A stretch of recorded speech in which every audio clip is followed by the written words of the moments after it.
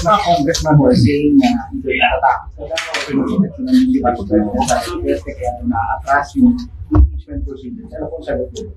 Siguro napatunayan ko na yan sa tagal ko sa pananilbihan sa pamahalaan na hindi ako gumagalaw at nagpapasya base sa anumang takot.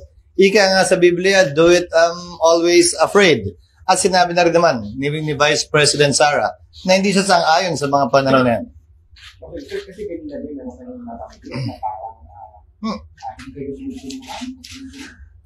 ang mga kongresista tila nasasanay na diktahan ang Senado kaugnay sa gusto nilang mangyari sa impeachment. Pues kung trabaho ng ilang mambabatas na maging sunod-sunuran kay Speaker Romualdez na gusto klaro itong impeachment na ito, hindi namin trabaho yan sa Senado. Hindi ko rin trabaho yan bilang tagapangulo ng Senado. Para sa akin, gagampanan namin ang aming tungkulin ayon sa aming paniniwala na tamang proseso na naaayon sa batas. Nung inupuan nila na mahigit 2 buwan itong impeachment complaint, may narinig ba sila sa amin? Nakalagay din sa rules nilang immediately ibibigay ng SecGen yung impeachment complaint sa Speaker. Hindi nila ginawa yon sa loob ng mahigit 2 buwan. May narinig ba silang reklamo sa amin?